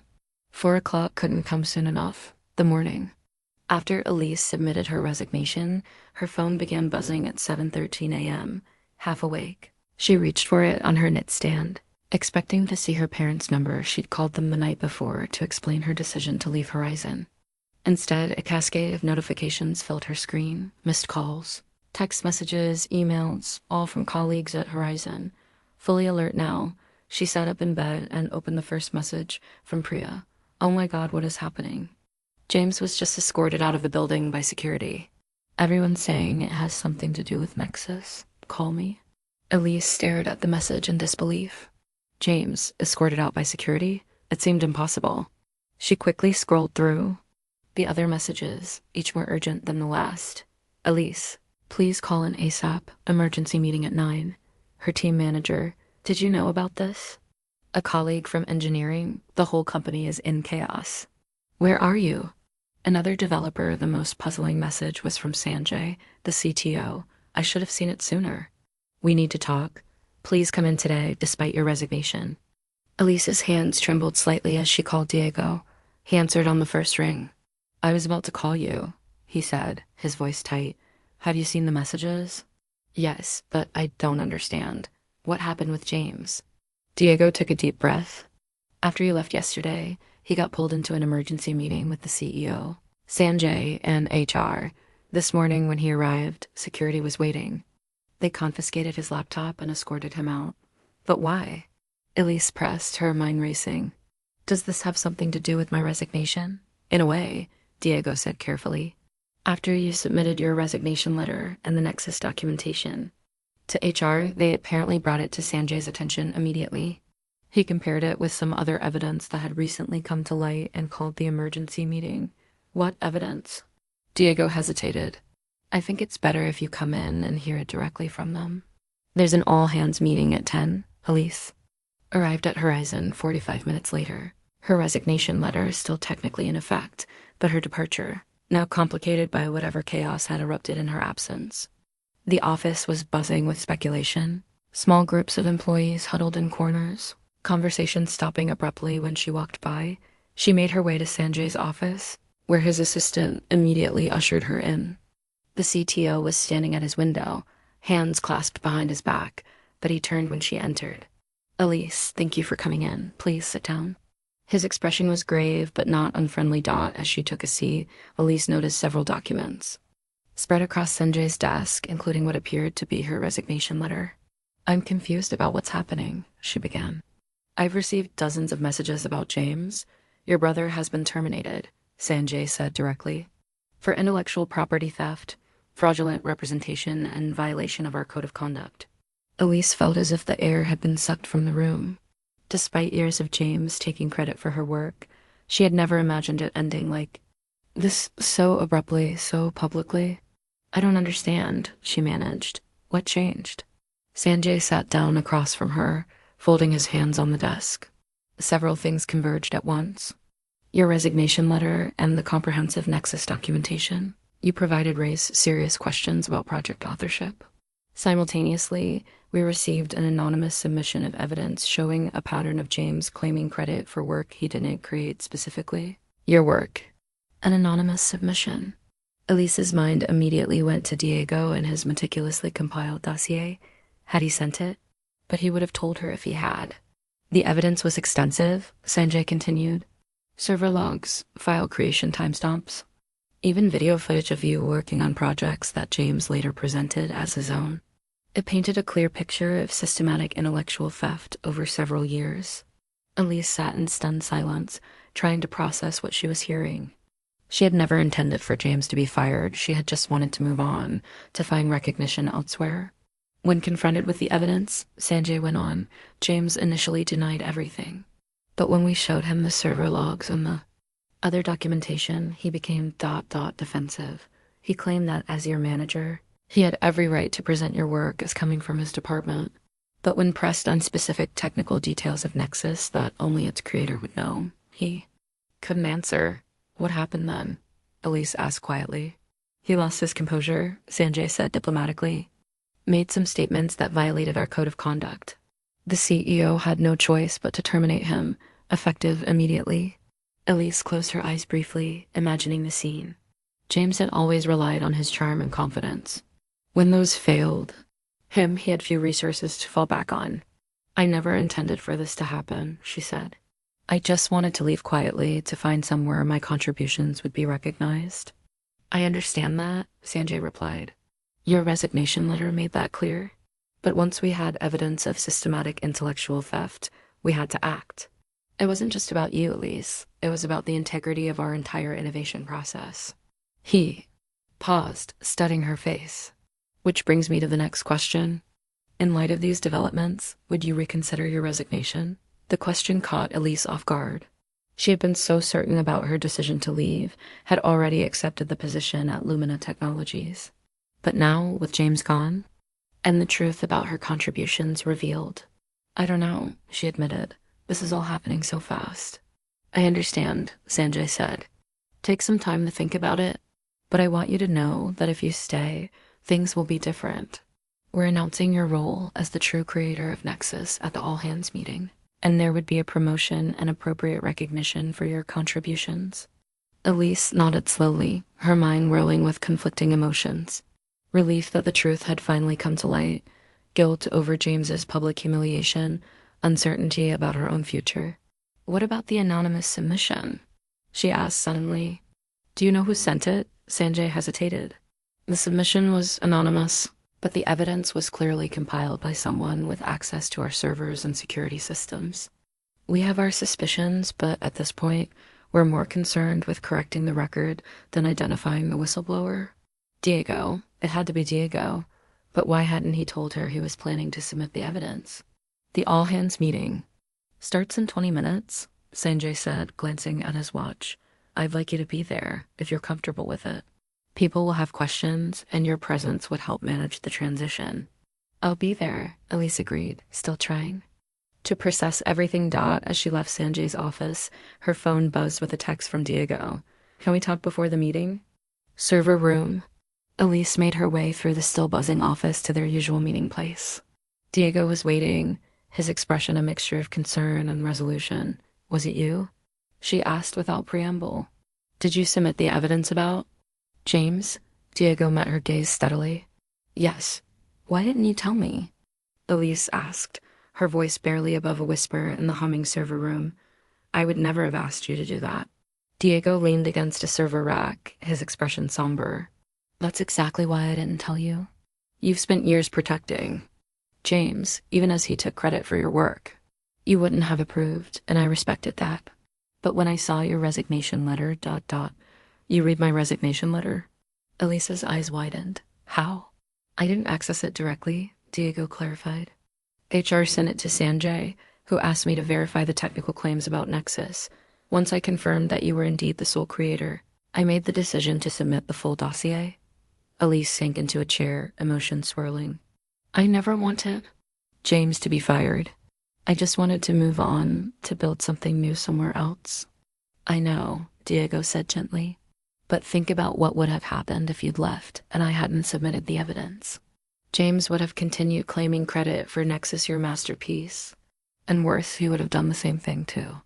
The next brilliant engineer unfortunate enough to work under him.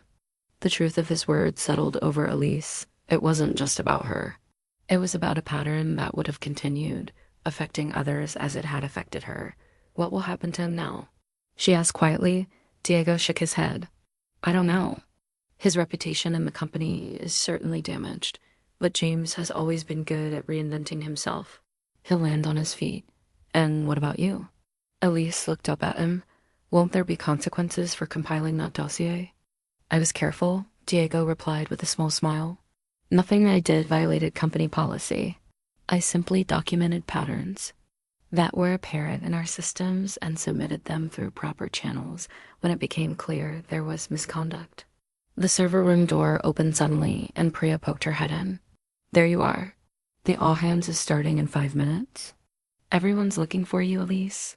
We'll be right there, Elise assured her. As Priya left, she turned back to Diego. I don't know whether to thank you or ... You don't need to thank me, he said simply. You created Nexus. You deserve recognition for it. Everything else is just the truth finally coming to light.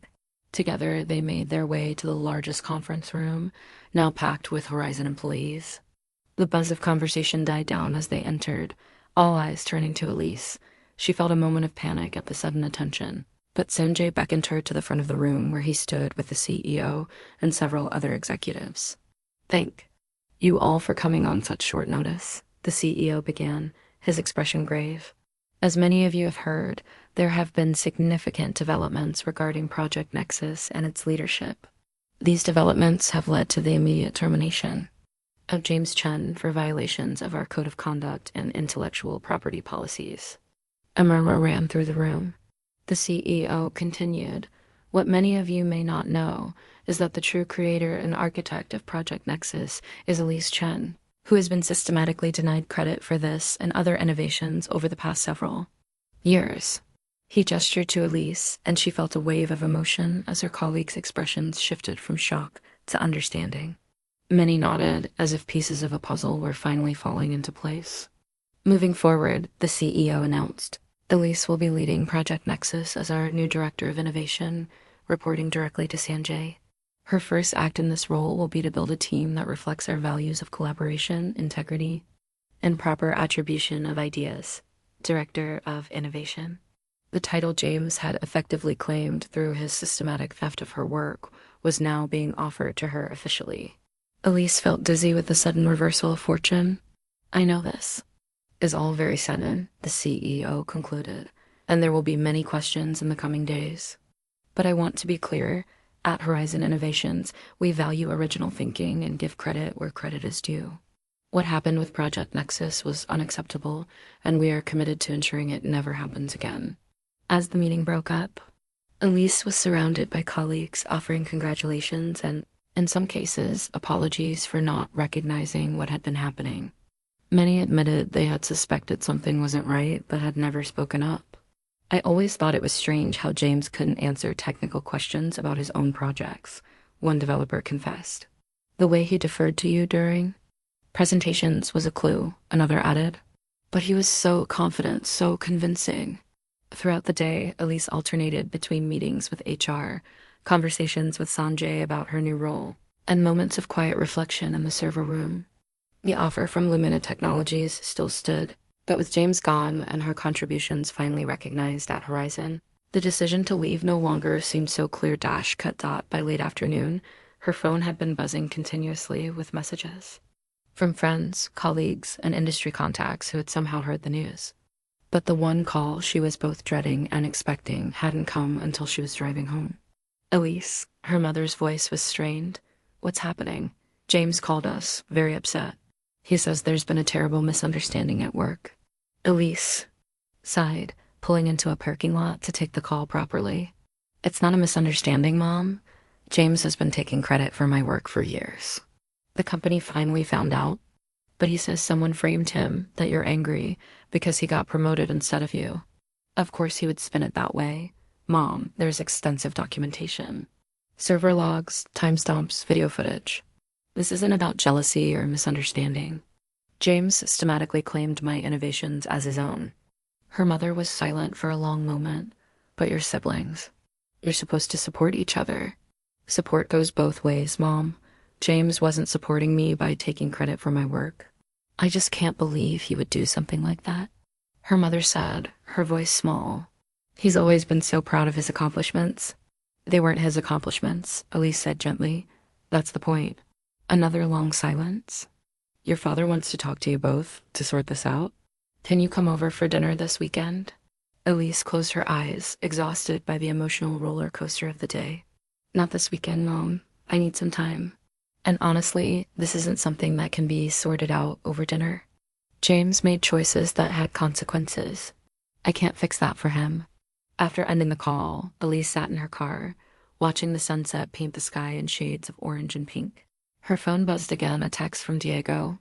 How are you holding up? She smiled slightly, grateful for his concern, still processing. It's a lot to take in. Understandable. For what it's worth, I think you'd make an excellent director of innovation. Elise stared at the message, weighing her options.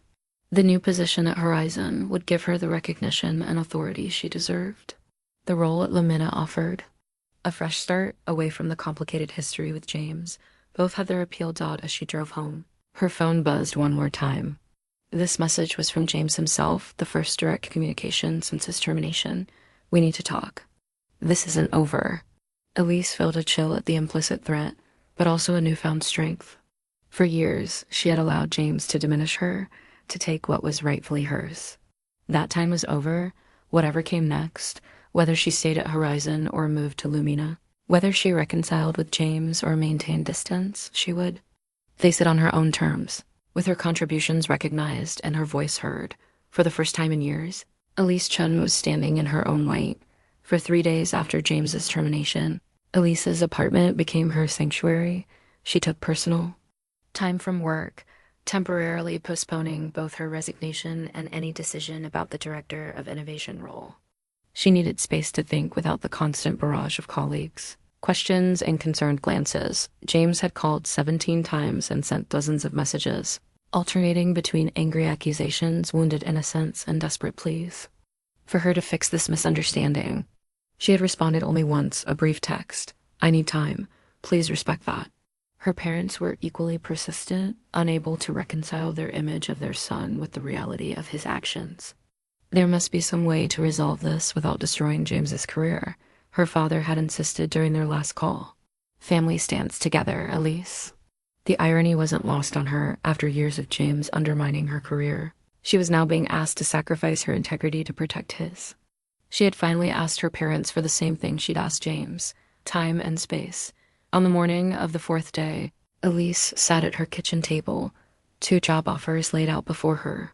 The first from Horizon outlined her new role as director of innovation with a substantial salary increase, direct reporting line to the CTO, and full creative autonomy over Project Nexus. The second, from Lumina Technologies, offered a similar position but in a completely new environment. Away from the shadow of what had happened with James, her phone buzzed a message from Diego. No pressure, but when you're ready to talk through options, I'm here. Diego had become her most trusted confidant through this ordeal, yet she had been hesitant to involve him in this particular decision. His actions had created the opportunity for her to stay at Horizon with the recognition she deserved, but she wondered if that created a subtle obligation to choose that path. Still, she valued his perspective. Coffee in an hour? She texted back. They met at a small cafe several blocks from Horizon, neutral territory where they were unlikely to encounter colleagues. Diego was already seated at a corner table when she arrived, two steaming mugs waiting. You look better, he observed as she sat down, more rested. 3 days of ignoring everyone except the delivery guy will do that. Elise replied with a small smile. Thanks for giving me space. Of course. Diego wrapped his hands around his mug. Have you made a decision? Elise sighed. That's the question, isn't it? On paper, the Horizon offer is slightly better higher salary, established resources, a team that's already familiar with Nexus. But every time I think about walking back into that building, ... See James, Diego finished for her. Not just James. Everyone who watched him take credit for my work for 5 years and said nothing. Everyone who congratulated him, promoted him, while I sat in the background. She shook her head. I know that's not entirely fair.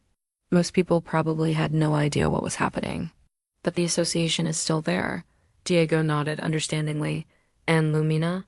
A clean slate? Elise took a sip of her coffee. New. People, new projects, no history. I could build something from the ground up, with my name on it from day one. But I'd be walking away from Nexus, from my creation, just when it's finally been recognized as mine. She met Diego's eyes. What would you do? Diego considered the question carefully. I can't answer that for you, but I can tell you what I see. He leaned forward slightly. At Horizon, you'd be operating in a space where people now know the truth. That has power. Your voice would carry weight it never had before. But you'd also be confronting reminders of those 5 years every day. He paused, gathering his thoughts. At Lumina, you'd have a fresh start, but you'd be the new person. Having to prove yourself again, though I have no doubt you would, quickly. You wouldn't have the immediate recognition that you've earned at Horizon. So, pros and cons to both. Elise summarized, managing a small smile. Exactly. But there's something else to consider. Diego's expression grew more serious. What do you want the next chapter of your story to be about? Reclaiming what was always yours, or building something completely new? The question resonated deeply. What did she want her story to be? There's also James to consider, she admitted reluctantly. He's still my brother, despite everything. If I stay at Horizon, the wound never really heals for him. If I go to Lumina, maybe there's a path to, not reconciliation exactly, but some kind of resolution. Is that important to you? Diego asked gently. Having some relationship with James going forward? Elise stared into her coffee. I don't know. Part of me wants to never speak to him again. But another part remembers building circuit boards. On our bedroom floor when we were kids, it's complicated. Family usually is. They sat in comfortable silence for a few minutes, the cafe bustling around them. Finally, Elise straightened her shoulders, a sense of clarity settling over her. I need to talk to James, she said decisively. Before I make any decision about Horizon or Lumina, I need to hear what he has to say, not through texts or voicemails, but face to face. Diego looked concerned. Are you sure that's a good idea? He's not exactly stable right now. Probably not, Elise acknowledged.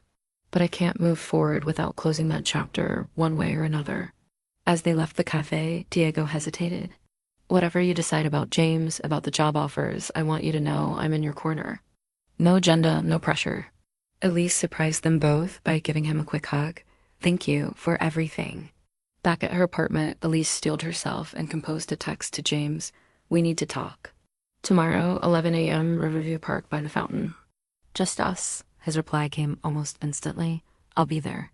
That evening, she called Maria Santos, the CEO of Lumina Technologies. I need one more day to give you my decision, she explained. There are some personal matters I need to resolve. First, take the time you need, Maria assured her. We're excited about the possibility of having you join us, but we want you to be certain it's the right move. Next, she called Sanjay with the same message.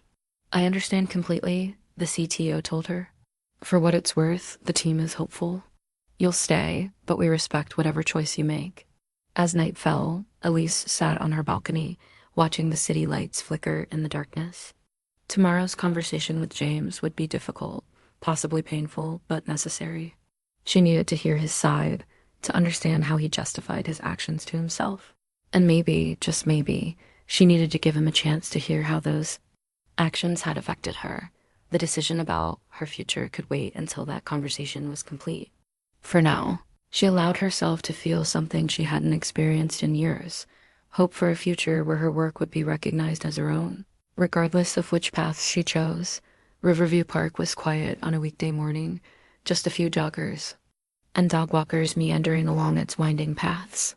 Elise arrived 15 minutes early, selecting a bench near the fountain where she and James had agreed to meet. The gentle splashing of water provided a soothing counterpoint to her racing thoughts. She spotted him from a distance, walking with the confident stride that had always seemed so natural to him. As he drew closer, though, she noticed subtle changes. His normally immaculate appearance slightly disheveled, dark circles under his eyes, his shoulders carrying a tension she wasn't accustomed to seeing. Elise, he said her name with a mixture of relief and apprehension as he sat beside her, leaving a careful distance between them. Thank you for agreeing to meet. I thought we should talk face to face, she replied, studying him. How are you? A bitter laugh escaped him. How do you think? My career is in shambles, my reputation destroyed. Our parents are beside themselves. He cut himself off, visibly reining in his emotions. But I didn't come here to complain. I came to understand why. Why what, James? Elise kept her voice level. Why you let them fire me? Why you didn't tell them it was all a misunderstanding? Elise stared at him in disbelief.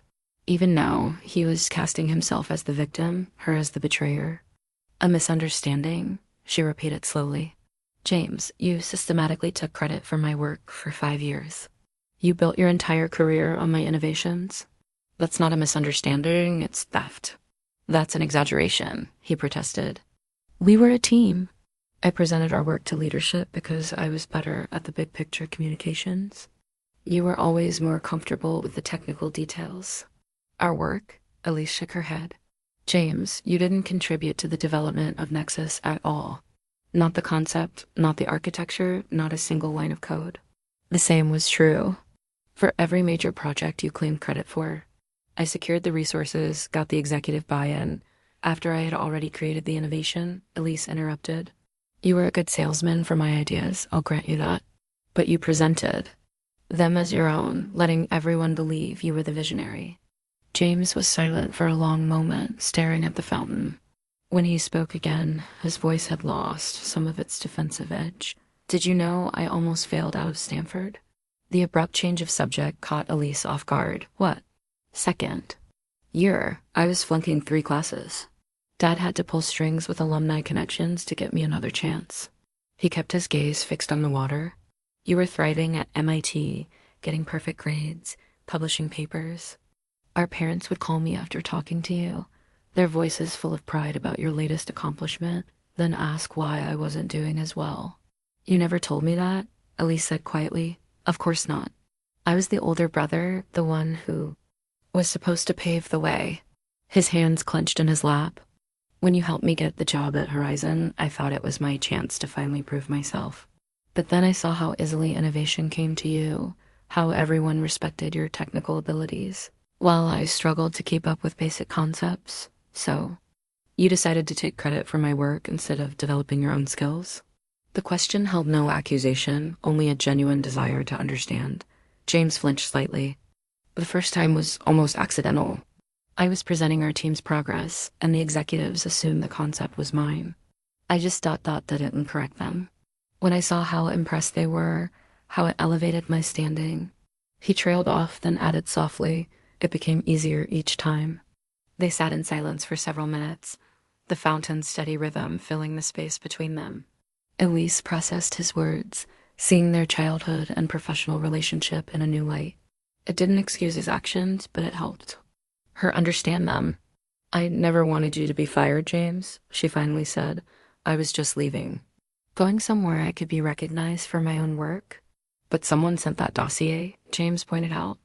All that evidence against me, if not you, then who? Elise hesitated, unwilling to implicate Diego. Someone who saw what was happening and thought it was wrong. James studied her face, then nodded slowly. Your IT friend. The quiet one who watches? Everything. She neither confirmed nor denied it. What will you do now? Start over, I guess. He sounded exhausted. A former colleague reached out, offered me a business development position at a startup. No technical responsibilities, just relationship building and sales. Probably where I should have been all along. You'll be good at that, Elise said, meaning it. You've always understood people better than I do. Another silence fell between them, more comfortable than the last. Finally, James turned to face her directly. I'm sorry, Elise, for taking what wasn't mine, for making you feel invisible, for ... His voice cracked slightly, for being a terrible brother when I should have been your biggest advocate. The apology, unexpected and seemingly genuine, washed over her like a wave. She had come prepared for denial, for manipulation, for the charismatic deflection that James had always excelled at. His vulnerability disarmed her. Thank you for saying that, she replied softly. It means a lot to hear it. Can we ... fix this? Somehow, his eyes held a plea that reminded her of when they were children, and he would beg her not to tell their parents about some minor transgression. Elise considered the question carefully. Not overnight. There's too much damage. But maybe, with time and effort, we can build something new. Something honest. Relief flooded his face. I like that. As they walked back toward the park entrance together, a comfortable distance between them, Elise felt a weight lifting. The conversation hadn't magically healed the breach between them, but it had created an opening, a possibility for a different kind of relationship in the future. Have you decided? James asked as they reached the street. Horizon or Lumina? Elise looked at him, surprised. You know about the offers? Mom mentioned it, he shrugged. Plus, it's a small industry. Word gets around. She hesitated, then made her decision. Lumina. I'm calling Sanjay this afternoon. James nodded slowly. Fresh start. Makes sense. He paused, then added, You'll be brilliant there, Elise. You always have been. It was perhaps the first time in their adult lives that he had acknowledged her abilities without any agenda of his own. The simple recognition felt like the closing of one chapter and the opening of another. Thank you, she said. Then, after a moment, good luck with the startup, James. You too, with Lumina. He took a step back, hands in his pockets. And Elise, I really am sorry. As they parted ways, Elise felt a certainty settle over her. Choosing. Lumina wasn't running away from Horizon or from the past with James. It was running toward a future where she could build something entirely her own. Free from the shadows of old patterns and relationships. It was time for a new beginning. 1 year later, Elise stood at the podium in the grand ballroom of the Meridian Hotel, adjusting the microphone as hundreds of industry leaders and innovators looked on. The Silver Innovation Excellence Award gleamed beside her, catching the light as she prepared to give her acceptance speech. Thank you for this tremendous honor, she began, her voice steady and confident in a way it had never been during her years at Horizon. This award recognizes the Lumina Adaptive Interface, but in reality, it represents the work of an incredible team that brought my vision to life. The irony wasn't lost on her. After years of having her work attributed to someone else, she was now careful to share credit with her team at Lumina Technologies. The difference was that everyone in the industry knew the adaptive interface was fundamentally her creation, her innovation that had transformed how users interacted with technology. Innovation is rarely a solitary endeavor, she continued. While the spark may come from one mind, bringing that spark to flame requires collaboration, trust, and an environment where each person's contributions are valued and recognized. From her vantage point on the stage, Elise could see Diego sitting at Lumina's table, having joined the company 6 months after she did. He gave her a subtle thumbs up as their eyes met briefly. After her departure, he had found his own position at Horizon increasingly uncomfortable too. Many people suspected his role in James's downfall, and when Elise mentioned an opening in Lumina's IT security department, he had jumped at the opportunity. I'd like to thank Maria Santos and the leadership team at Lumina for creating exactly that kind of environment, Elise continued. When I joined the company a year ago, they took a chance on my somewhat unconventional approach to user interface design. They provided the resources, the support, and most importantly, the freedom to pursue innovation without fear or constraint. In the audience, Maria nodded appreciatively. She had become not just Elise's boss, but her mentor, helping her navigate the transition from brilliant engineer to respected leader. Under Maria's guidance, Elise had learned to balance technical innovation with business strategy, to inspire her team rather than simply direct them, and to claim her rightful place in the spotlight without feeling like an imposter. I also want to acknowledge the experiences that shaped my path to this stage tonight, Elise said, her tone growing more reflective. Not all of them were positive, but each one taught me something valuable about creativity, resilience, and the courage to stand up for your own vision. This part of her speech had been the most difficult to write. She had no desire to publicly reference the situation with James, yet it felt dishonest to accept an award for innovation without acknowledging the journey that had brought her here.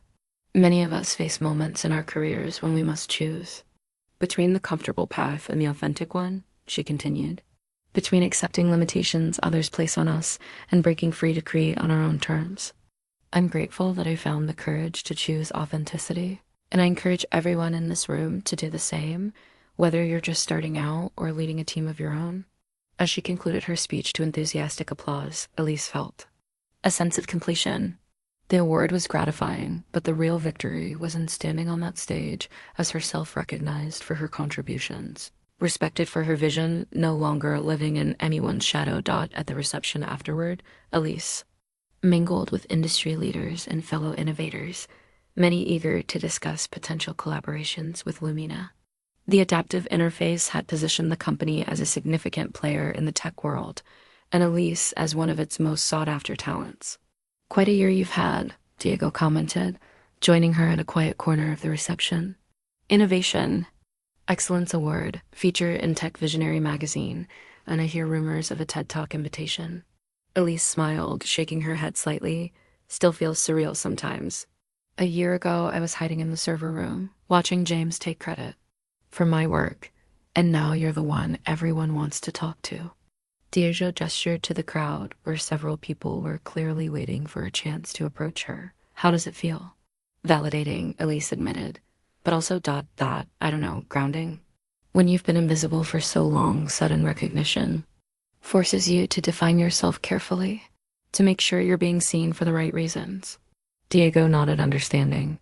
Speaking of being seen for the right reasons, there's someone here who's been waiting to talk to you. Don't look now, but by the bar you're 3 o'clock. Elise casually glanced in that direction and felt a jolt of surprise.